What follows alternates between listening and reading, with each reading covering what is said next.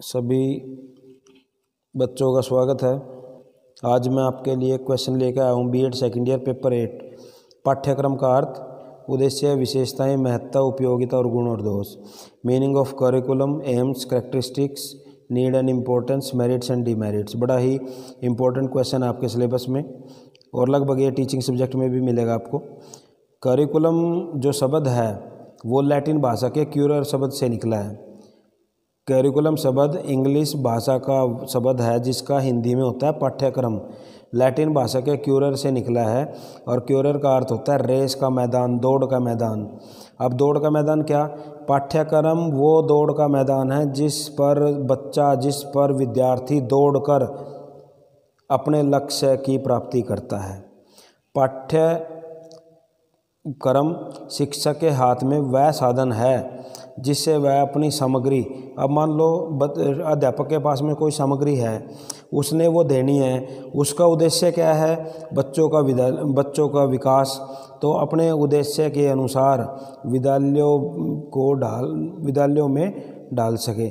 यानी पाठ्यक्रम वह साधन है जिसके द्वारा अध्यापक अपने विद्यार्थी के व्यवहार के अंदर परिवर्तन लाने का काम करता है। समझ में आया? पाठ्यक्रम वह दौड़ का मैदान है जिस पर दौड़कर विद्यार्थी अपने लक्ष्य की प्राप्ति करता है।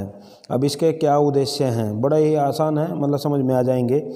पाठ्यक्रम का जो उद्देश्य है वो है सर्वांगीण विकास। विद्यार्थी का चहुमुखी विकास, आर्थिक, राजनीतिक, सामाजिक, धार्मिक, नैतिक, आध्यात्मिक, हर प्रकार का ऑलराउंड डेवलपमेंट। ठीक है, उद्देश्य है। एम्स क्या है? ऑल राउंड डेवलपमेंट, बच्चे का सर्वांगीण विकास हो।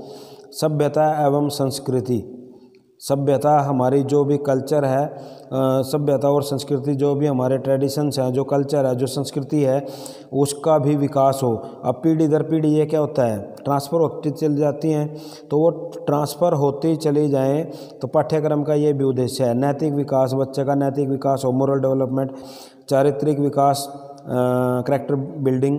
मानसिक विकास, बच्चे का मानसिक। अब देखो, आपको यहाँ एक चीज़ मैं समझा देता हूँ। जो पाठ्यक्रम है ना, सिलेबस और पाठ्यक्रम दोनों अलग अलग हैं।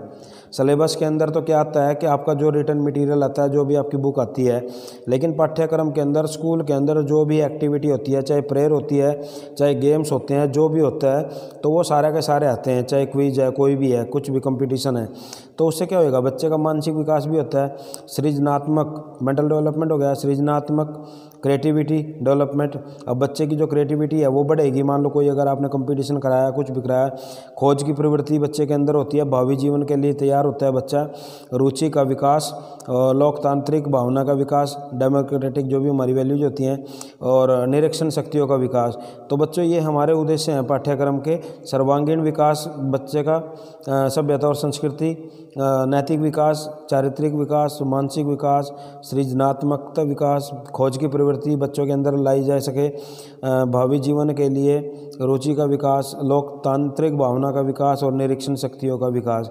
अब उसके बाद बच्चों आ जाते हैं, इसके हम पहले ये कर लेते हैं, नीड एंड इम्पोर्टेंस। क्यों ज़रूरत है? Need and importance of curriculum. अब शैक्षिक उद्देश्यों की प्राप्ति में सहायक, helpful in achieving the AIIMS of education. हमारा शिक्षा का उद्देश्य क्या है? बच्चे का सर्वांगीण विकास करना। तो पाठ्यक्रम का जो उद्देश्य क्या है? अभी हमने किया, बच्चे का सर्वांगीण विकास करना। तो जो भी शैक्षिक उद्देश्य की प्राप्ति है उसमें ये हेल्पफुल है। शिक्षण सामग्री के निर्धारण में सहायक, helpful in determining the subject matter. कौन सी क्लास के लिए कौन सा चैप्टर पाठ्यक्रम के अंदर ऐड करना, कौन सी एक्टिविटी। अब मान लो एक 5वीं क्लास का बच्चा है, 5वीं क्लास के बच्चे के अंदर आप कौन सा गेम डाल सकते हो, कौन सी क्विज डाल सकते हो, तो ये डिपेंड करते हैं ना। तो शिक्षण पाठ्य सामग्री के निर्धारण में सहायक, helpful in determining the subject matter. शिक्षण विधियों के निर्धारण में सहायक। अब वो जो आपका पाठ्यक्रम है उसको आप किन मेथड के जरिए बच्चों तक पहुंचाओगे, उसका निर्धारण कौन करेगा? एक शिक्षक करता है। तो शिक्षण विधियों के निर्धारण में सहायक, चरित्र निर्माण में सहायक, हेल्पफुल इन कैरेक्टर बिल्डिंग, व्यक्तित्व के विकास में सहायक, helpful in development of personality, अनुसंधान एवं आविष्कार में सहायक, helpful in discovery research and inventions. उसके बाद तत्कालिक घटनाओं के ज्ञान में सहायक, helpful in knowledge of current affairs, दर्शन और शिक्षा की प्रवृत्तियों को दर्शाने में सहायक, helpful in showing philosophical and educational tendencies. तो ये हमारे क्या है बच्चों, ये है नीड एंड इम्पोर्टेंस की क्यों इसकी महत्व है। अगर हमें बच्चे का चरित्र निर्माण करना है तब पाठ्यक्रम देखा जाएगा, अगर शिक्षण विधि यानी कर निर्धारण करना है तब पाठ्यक्रम देखा जाएगा। छोटे बच्चों के लिए हम मान लो प्ले वे मेथड यूज कर लेते हैं, बड़े जो बच्चे होते हैं प्रोजेक्ट मेथड यूज कर लेते हैं, तो दोनों अलग अलग हो गए ना। उसके बाद जैसे शैक्षिक उद्देश्यों की प्राप्ति, अब छोटे बच्चे के अंदर आप क्या चाह रहे हो और बड़े बच्चे के अंदर क्या उद्देश्य है, तो वो पाठ्यक्रम उसी के हिसाब से निर्धारित होता है। उसके बाद इसकी विशेषताएं या गुण, उसके अंदर क्या है पाठ्यक्रम के अंदर, एक तो समझने में सरल, सिंपली अंडरस्टूड। जो पाठ्यक्रम है ना उसकी विशेषता भी है और गुण भी है कि समझने में सरल होता है। सरलता से परिवर्तन, पाठ्यक्रम के अंदर आप चेंज ला सकते हो। इस साल आपने पाठ्यक्रम के अंदर कुछ और डाला, अगले साल आप कुछ और चेंज कर सकते हो, मतलब ये नहीं है भाई आप चेंज नहीं कर सकते। मूल्यांकन में सरलता, इजीली इवेलुएटेड। अब मान लो आपने पूरा साल क्या पढ़ाया और पढ़ाने के बाद हम क्या करते हैं, बच्चे का टेस्ट लेते हैं, तो इजीली इवेलुएटेड हो गया। बौद्धिक विकास में सहायक, अब बच्चे की हेल्पफुल इन इंटेलेक्चुअल डेवलपमेंट। अब बच्चे की जो बौद्धिक विकास करना है तो उसके लिए आप क्रियाएं निर्धारित करते हो, भाई कौन सी क्रिया बच्चे के लिए काम आएगी। सुधार में सहायक, हेल्पफुल इन मॉडिफिकेशन। किसी बच्चे के अगर मान लो लगता है भाई आपको यहाँ पे सुधार की आवश्यकता है तो इस पाठ्यक्रम के माध्यम से आप सुधार ला सकते हो। शिक्षक और शिक्षार्थी समर्पित, approved by the teacher student. अब जो पाठ्यक्रम होता है ना वो शिक्षक और शिक्षार्थी समर्थित होता है। उसके बाद आ जाता है कि भाई ये तो गुण हो गए, अब दोष क्या हैं। एक दोष क्या है, देखो मनोवैज्ञानिक, पाठ्यक्रम के अंदर बच्चे की रुचि का ध्यान नहीं रखा जाता, जबकि हमारे जो एजुकेशन सिस्टम है ये कहता है कि पाठ्यक्रम बच्चे की रुचि के अनुसार हो। और ज़्यादातर बच्चों ध्यान रखना जो मैं पॉइंट बोल रहा हूँ आपको, ज़्यादातर पाठ्यक्रम वो लोग निर्माण करते हैं, वो लोग बनाते हैं जो कभी क्लासरूम के अंदर जाके पढ़ाया नहीं जिसने। अभी आप देखो दिल्ली के अंदर कृषि बिल के ऊपर बात चली हुई है। कृषि बिल उन लोगों ने बना दिया जिन लोगों ने कभी भी खेत में जाके हल नहीं चलाया होगा। हमारे जो भी टीचिंग मेथड होते हैं, हमारा जो भी पाठ्यक्रम होता है, हमारा जो भी सिलेबस होता है, एक एसी रूम में बंद कमरे में होता है और वो लोग तैयार करते हैं जो कभी भी स्कूल के अंदर जाके जो पढ़ा नहीं पाते। तो मनोवैज्ञानिक इसलिए है कि बच्चे की रुचि के अनुसार नहीं रखा जाता। संकुचित अवधारणा, केवल बच्चे का हमारा ध्यान क्या है, बच्चे के जीवन के विकास के अंदर बच्चे का जो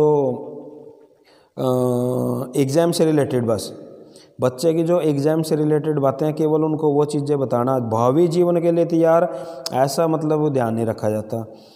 प्रजातांत्रिक मूल्यों के विपरीत, remote from the democratic values. ये डेमोक्रेटिक मतलब जो हमारा समाज है, जो हमारे देश के अंदर समाज के अंदर लोग रहते हैं, उनके वो जो मूल्य हैं हमारे, वो तो उनको बताए नहीं जाते। पाठ्यक्रम के अंदर उनका तो भाव होता है। सीखने की प्रक्रिया सीमित, केवल आपने क्लासरूम तक जो भी चीज़ें आप सीख लो, लिमिट में है। निर्माण दोषपूर्ण, डिफेक्टिव कंस्ट्रक्शन, ये आपको मैंने बता ही दिया। ऐसे लोग निर्माण करते हैं जो कभी भी उस चीज़ को यूज ही नहीं करते। बुकिश, पुस्तकीय, केवल किताबी कीड़े बना के रख दिए। परीक्षाओं का एकाधिकार, बेस्ड ऑन एग्जाम्स, केवल ही अधिकार किनका हो गया भाई, पढ़ो और पास हो, पढ़ो और पास हो जाओ, पढ़ो और पास हो जाओ, मतलब यहाँ तक ही सीमित रह गया। तो जो पाठ्यक्रम है हमारा, इंपॉर्टेंट क्वेश्चन है ये, इसके जो उद्देश्य हैं ये एक बार देख लो, मैं आपको दिखा रहा हूँ। उसके बाद आपके आ जाएंगी विशेषताएं या गुण। यहाँ पे नीड एंड इम्पोर्टेंस,